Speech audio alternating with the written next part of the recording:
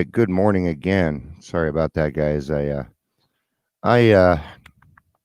didn't have the correct internet plugged in, and it would have been pretty choppy for everybody. So I decided to come back and redo it. So good morning, morning. Hope everybody's having a good day. Welcome to today's daily reflection. Today is October 7th, 2020. It is what Wednesday. It's pretty cool. I do a plug today. It's called the 1 minute plug for called PLA. It's Professional Liaisons Association. I'm gonna be plugging the podcast. Thing is it's only gonna take me about 20 seconds to describe the podcast. I can talk pretty darn fast when I want to. So they're gonna get a lot more. It's gonna be a lot of fun. So one thing I wanted to cover real quick before we get into today's daily reflection. There's some things that don't you got to take a look at things. Like I get a lot of views. I don't say a lot. I don't know what a lot is, but I average 150, 200 views a day, right? But I don't get many remarks, and it confuses me. But I think I figured out what's going on, and it's really cool. People are watching, but they don't want it. Maybe they're scared to say something. Maybe they're new. Maybe they want to stick in that anonymous. I want you guys to know that's okay. That is all right. And it makes perfect sense considering what I do. For those that are just listening, even if you click on the video, it doesn't tell me who you are, things like that. And I won't try and track you down. All right. Fair enough.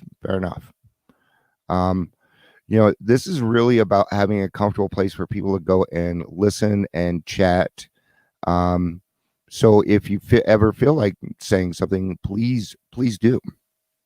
So, let's get to the banners. If you're here, and only if you want to, please say hello. Let me know you're here. It does help me on Facebook, which is honestly crap.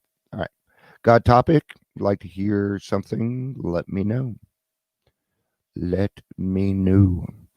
we're going to talk about justifications, right? And I would have to say the biggest justification that we're probably going to talk about today is, the justifications we make to continue drinking or continue our behavior.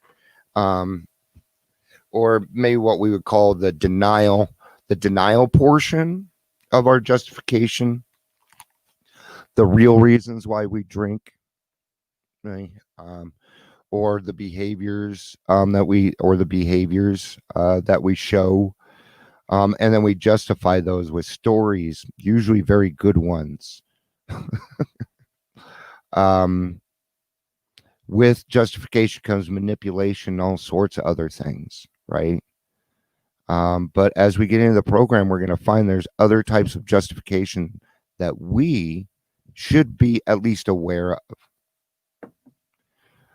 I'm actually reading out of July 7th because I don't know what it is about the books, but they get lazy towards the end.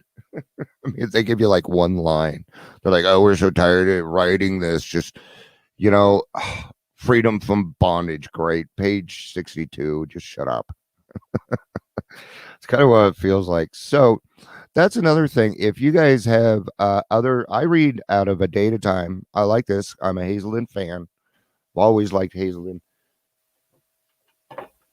And of course, this is AA approved literature, the daily reflections. But if there's other reflections that you guys want me to talk from every now and again that you think would be real good for you, let me know. I think I need to start expanding on this. That way we can hit all the topics, right? So what wonderful things could happen in my life if I could get rid of my natural impulse to justify my actions? Okay. Yes, it is a natural impulse. Somebody comes up and says, "You did this." You're going to defend yourself. It's a natural impulse. It's a reaction, right? especially if you haven't done it. Especially if you haven't done it. And that can get kind of weird for us because in the past we have done it, right? Um, it's kind of like there will come a day when you will not avoid the police anymore. Does that make sense? How you don't have to justify what it is that you're even doing at the present moment. Is honesty so deeply repressed under layers of guilt that I can't release it to understand my motives? Being honest with ourselves isn't easy. No, it is the hardest thing that you'll ever do. But once you get through it, man, life's a life will. That's when everything starts to happen. Yeah, it's like I don't want to tell you what happens in Cobra Kai and ruin it. It's difficult to search out why I had this or that impulse, and more importantly, why I acted upon it. Well, we want to defend ourselves. We want other people, and if we're not a thief, we don't want other people to think that we're a thief. Okay, but we're going to have to give that some time. Okay, because we are going to be on that block for a little while until we make some changes. Okay, that's why I say that the only real apology is changed behavior, because that's what people are going to notice. And then after a while, they're just going to, you may not even have a conversation about it, it would just change, or they'll stay away from you. Nothing makes us feel so vulnerable as to give up the crutch of the alibi. Yet, my willingness to be vulnerable will go a long way toward helping me in the program. Am I becoming more aware that self-deception multiplies my problems? Okay, so then when we get into the justification, whether we've done it or not, we can start to create new problems, right? We'll create them in our head, the what ifs, right? Well, if I said that, then they said this, and you start creating the conversation in your head how it should go. You and I both know that'll never happen. It might, but you don't really know what the other person is going to say, and they probably have a whole conversation going on in their head too, right? Of what's going on with that and their own justifications. But you can only work on yourself. For most normal folk, drinking means conviviality, companionship, and colorful imagination. It means release from care, boredom, and worry is the joyous intimacy with friends and a feeling that life is good. But not so with us in those last days of heavy drinking. Oh, no, no, no. Those old pleasures were gone. They were but memories. Never could we recapture the great moments of the past. There was an insistent yearning to enjoy life as we once did, and the heartbreaking obsession that some new miracle of control would enable us to do it. There was always one more attempt and one more failure. And the less people tolerated us, the more we withdrew from life, from society, from life itself. We became subjects to King Alcohol, shivering denizens of his mad realm. The chilling vapor that his loneliness settled down. It thickened, ever becoming blacker. Some of us sat out sordid places, hoping to find understanding, companionship, and approval. Momentarily, we did. Then would come oblivion, the awful awakening to face the hideous four horsemen. Terror, bewilderment, frustration, despair. Unhappy drinkers who read this page will understand. Okay. So we get to a point where we start using other people to justify what we're doing. Maybe we have found a partner in crime who drinks worse than us, and we justify it that way. There's a million of them. Now and then, being dry at the moment. I don't miss it at all. Feel better, work better. I'm having a better time. Certainly am. I'm having a great fucking time. As ex-problem drinkers, we smile at such a sally. We know our friend is like a boy whistling in the dark to keep up his spirits. He fools himself. Inwardly, he would give anything to take half a dozen drinks and get away with them. He will presently try the old game again, for he isn't happy about his sobriety. He cannot picture life without alcohol. Someday he will be unable to imagine life either with or without alcohol. Then he will know loneliness such as few do. He will be at the jumping off place. He will wish for the end. We have shown how we got out from under. You say, yes, I'm willing, but am I to be consigned to a life where I shall be stupid, boring, and glum, like some righteous people I see? I know I must get along without liquor, but how can I? Have you a sufficient substitute? Yes, there is a substitute, and is vastly more than that. It is the fellowship of Alcoholics Anonymous. There you will find release from care, boredom, and worry. Your imagination will be fired. Life will mean something at last. Those most satisfactory years of your existence lie ahead. Thus, we find the fellowship, and so will you.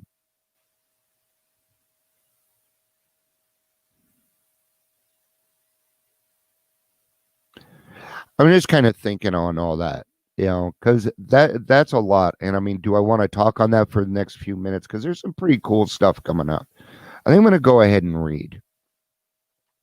You're going to meet these new friends in your own community near you. Alcoholics are dying helplessly like people in a sinking ship. If you live in a large place, there are hundreds, high, low, rich, and poor. These are future fellows of Alcoholics Anonymous. Among them, you will make lifelong friends. You will be bound to them with new and wonderful ties, for you will escape disaster together, and you will commence shoulder to shoulder your common journey. Then you will know what it means to give of yourself that others may survive and rediscover life. You will learn the full meaning of love thy neighbor as thyself.